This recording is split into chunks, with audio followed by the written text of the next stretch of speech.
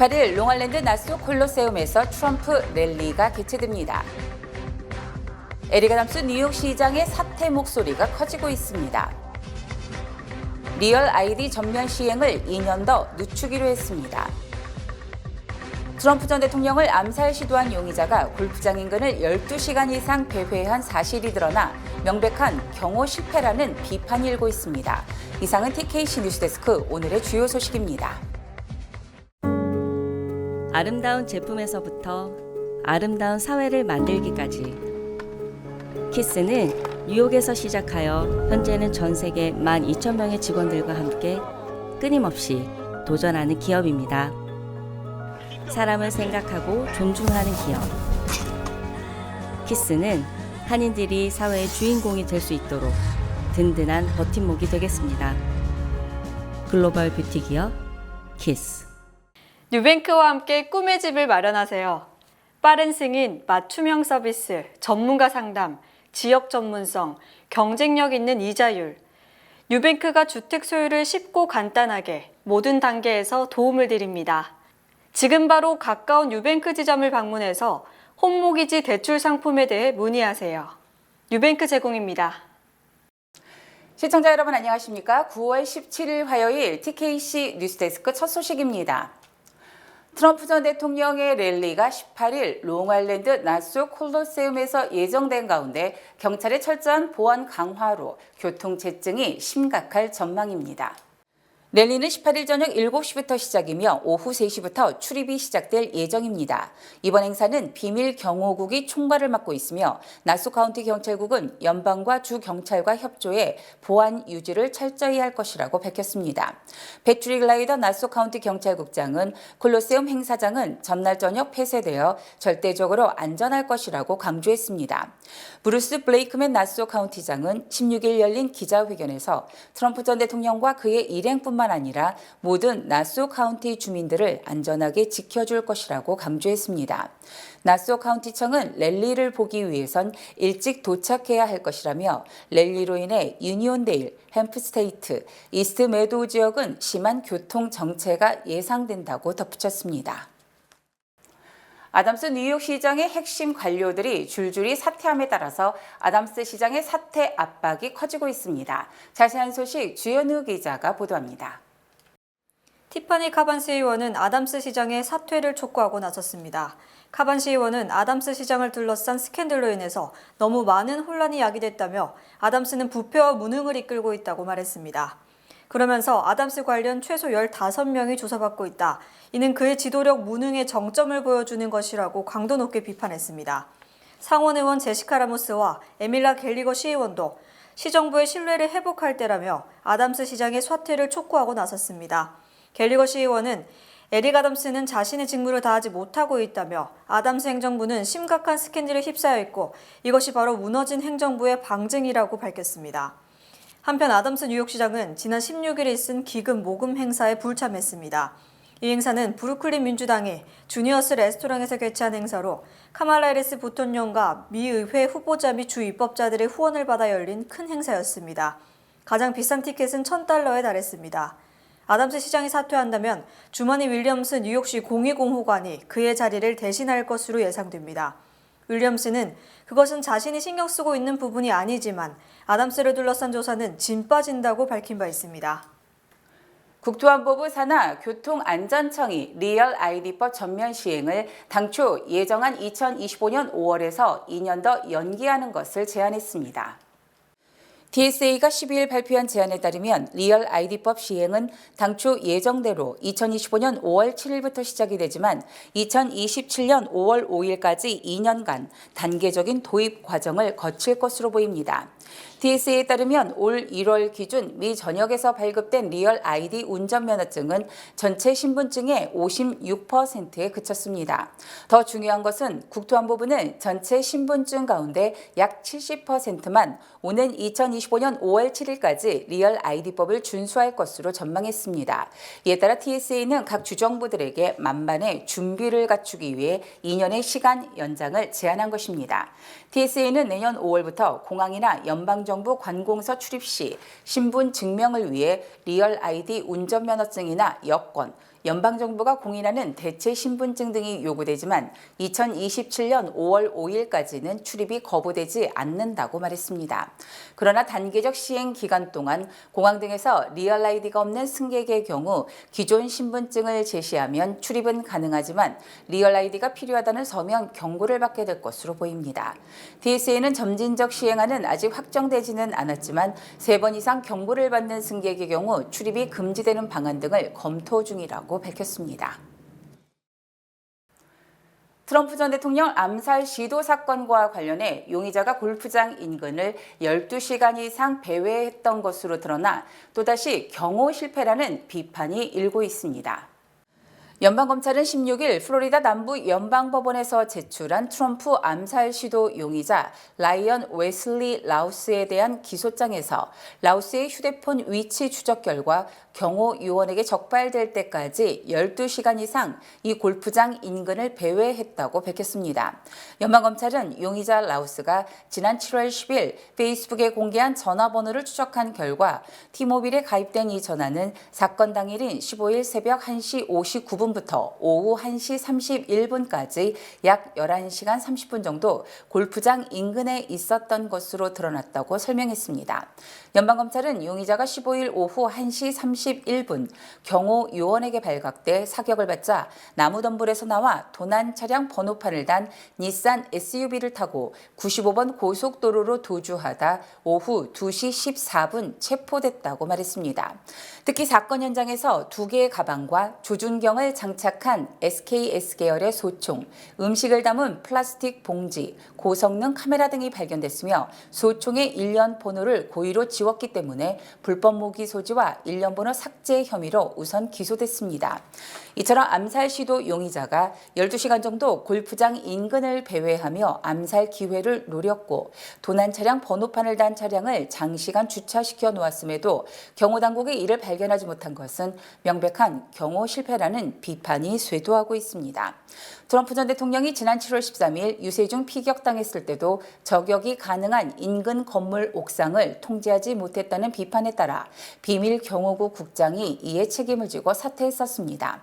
한편 용의자는 트럼프 전 대통령의 한 발도 발사하지 못한 것은 물론 트럼프 암살을 위한 시야에 두지도 못했던 것으로 드러났습니다. 2024 대통령 선거를 7주 앞두고 전국에서 다양한 단체와 기관들이 전국 유권자 등록의 날을 맞이해 유권자들의 투표 참여 독려 캠페인을 펼쳤습니다. 전국 유권자 등록의 날은 지난 2012년부터 매년 9월이 되면 소속 정당과 상관없이 투표권이 있는 미국인들에게 유권자 등록을 독려하는 날로 기념되고 있습니다. 정치적 신장에 있어 가장 중요한 투표 참여의 첫걸음은 바로 유권자 등록이기 때문입니다. 오는 11월 5일에 실시되는 대선에 참여하기 위해서는 뉴욕 거주자들은 10월 26일까지 유권자 등록을 마쳐야 합니다. 뉴저지주는 10월 15일입니다. 뉴욕과 뉴저지 거주자들은 선거관리위원회 웹사이트를 통해 온라인으로 유권자 등록을 할 수 있습니다. 또 우편으로 직접 신청할 수도 있습니다. 본선거는 11월 5일입니다. 한편 오는 11월 대선을 앞두고 오바마 전 대통령은 틱톡 인플루언서들과 인터뷰를 진행하는 등 젊은 세대 유권자들을 잡기 위해 활동을 넓히고 있습니다. 뉴욕시 교사들 대부분이 학교 내 휴대전화 사용 금지를 지지하지만 실행 측면에서 어려움이 있는 것으로 드러났습니다. 교사노조가 16일 발표한 설문조사에 따르면 63%에 달하는 뉴욕시 공립교사들이 휴대전화 사용 금지를 지지하는 것으로 나타났습니다. 하지만 이미 휴대전화 사용 금지를 시행하는 학교에서 근무하고 있는 응답자의 40%는 부족한 계획과 체계 때문에 실패한 정책이라고 답했습니다. 이는 에릭 아담스 뉴욕시장이 이번 학기에는 휴대전화 금지를 시행하지 않겠다고 발표한 지 2주도 채 되지 않아 나온 결과입니다. 마이클 멀그루 교사 노조 대표는 규제 시행 시 공정하고 일괄적이어야 한다며 그리고 교육국에서 휴대전화 규제 시 발생하는 비용을 전부 부담해야 한다고 말했습니다. 또한 이 문제를 논의하는 과정에 부모들이 참여해야 한다고 덧붙였습니다. 휴대전화 사용 금지가 제대로 실행되기 위해선 학교 측이 학생들에게 응급 상황에 어떻게 부모에게 연락할 수 있는지 명확한 방법을 알려줘야 한다고 강조했습니다.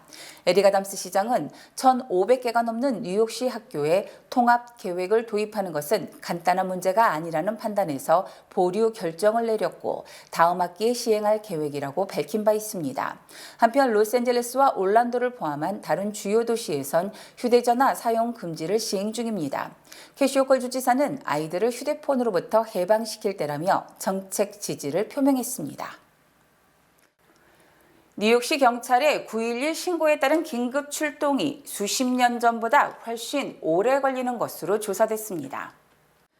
뉴욕시장실이 발표한 연례보고서에 따르면 2024 회계연도 뉴욕시 경찰이 9.11 신고를 받고 출동하는 데 걸리는 시간이 15분 23초에 달했습니다.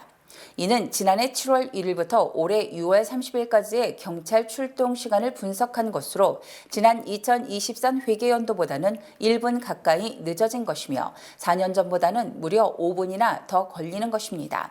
특히 지난 1990년대 이후 가장 출동 시간이 늦어졌다는 비판을 받고 있습니다. 하지만 출동 시간 평균과는 달리 총격, 강도, 절도 등 이른바 중대범죄에 따른 출동 시간은 9분 24초로 2023 회계연도보다는 조금 빨라졌습니다. 어제 시장실 발표에는 최근 뇌물수수 등의 혐의로 경찰 조사를 받고 있는 빌 뱅크스 치안 담당 부시장은 참석하지 않았으며 차운시 파커 부시장은 경찰이 본연의 임무에 집중하고 있다고 강조했지만 지연 출동의 이유 등은 설명하지 않았습니다. 반면 경찰 노조는 출동 시간이 늦어지는 것은 1990년대 이래 뉴욕시경 인원이 가장 적기 때문이며 교통체증과 9.11 전화의 급증도 원인으로 꼽았습니다.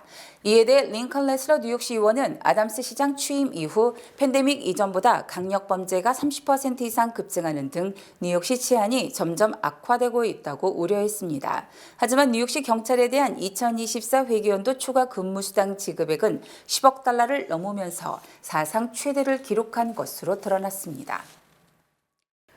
연준이 내일 오후 금리를 내릴 것이 확실시되고 있는 가운데 백악관이 인플레이션이 정상 수준으로 돌아가고 있다며 이제는 노동시장에 집중할 때라고 밝혀 금리 인하를 압박하는 모습을 보였습니다.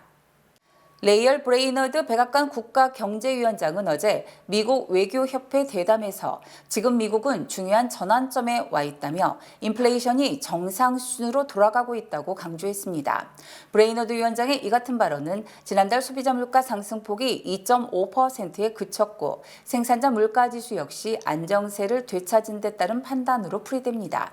특히 브레이너드 위원장은 현재는 노동자 가정과 중산층의 지불 능력을 향상시키고 그들을 위해 더 많은 기회를 창출하는 노력이 중요하다고 주장했으며 이는 연준이 물가 잡기보다는 노동시장 안정을 위해 금리를 내려야 한다는 압박으로 풀이됩니다. 대선이 50일 앞으로 다가온 상황에서 금리를 내리는 것은 현 집권층, 즉 해리스 부통령에게 유리하다고 판단되기 때문에 백악관 고위 인사가 이처럼 직간접적이나마 금리 인하를 요구한 것은 관건 선거 논란을 불러올 수도 있습니다. 미국에서 1인당 학자금 부채가 가장 많은 곳은 워싱턴 DC이며 뉴욕주는 1인당 3만 7천여 달러, 뉴저지주는 1인당 약 3만 6천 달러로 조사됐습니다. 채권 추심업체인 카플란 그룹에 따르면 워싱턴 DC의 1인당 평균 학자금 부채가 5만 3,782달러로 가장 많았고 메릴랜드주가 1인당 4만 2,280달러, 조지아주가 4만 804달러로 집계됐습니다. 특히 뉴욕주는 1인당 3만 7,434달러이며 뉴저지주는 3만 5,934달러, 펜실베니아는 3만 5,096달러인 반면 노스다코타주는 2만 8,921달러로 전국에서 가장 적었습니다. 학자금 부채 총액이 가장 많은 주는 캘리포니아주로 1,467억 달러를 기록했으며 텍사스주가 1,257억 달러, 플로리다가 1,033억 달러로 조사됐습니다. 또 뉴욕주는 933억 달러의 학자금 부채 채무자가 249만여 명에 달했고 뉴저지주는 부채 총액이 뉴욕의 절반인 444억 달러에 채무자도 뉴욕의 절반인 123만여 명으로 집계됐습니다. 또 1인당 학자금 부채가 20만 달러가 넘는 비율은 워싱턴 DC가 전체 전체 학자금 채무자 중 5.5%에 달했고 메릴랜드주가 3.1%, 캘리포니아주가 2.9%로 나타났습니다.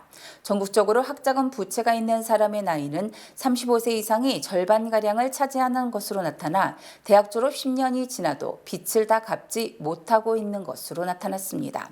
전공별로는 박사과정에서는 약학 분야가 1인당 평균 부채가 31만 달러를 넘었고 석사과정에서는 치과가 16만 달러로 학부과정에서는 행동과학 분야가 4만 3천 달러로 가장 빚이 많았습니다. 뉴욕시 메트로폴리탄 지역 9월 렌트비 중간값이 지난달과 비슷한 2,445달러로 전달과 비슷한 반면 1년 전보다는 2.2% 상승했으며 포트리 렌트비 중간값이 3,000달러에 육박했습니다. 렌트 중개업체인 아파트먼트 리스트에 따르면 9월 뉴욕 메트로폴리탄 지역 렌트비 중간값은 원베드룸은 2,334달러, 투베드룸 2,461달러로 평균 중간값은 2,445달러이며 이는 8월보다는 0.1% 상승한 반면 1년 전보다는 2.2% 올랐습니다.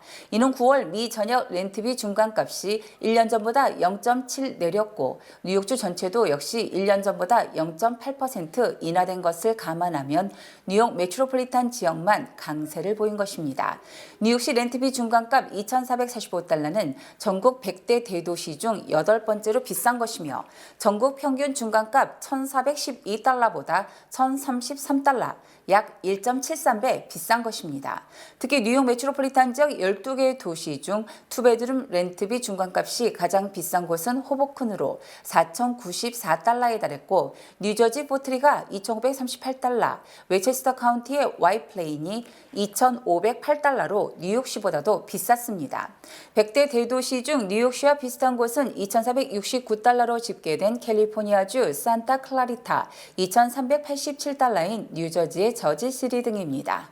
하지만 올해 1월부터 8월까지 뉴욕 메트로폴리탄 지역은 9.1% 상승해서 지난해 같은 기간 10.4%보다는 오름폭이 낮았으며 상승률은 미국 대도시 중 38위에 그쳤습니다.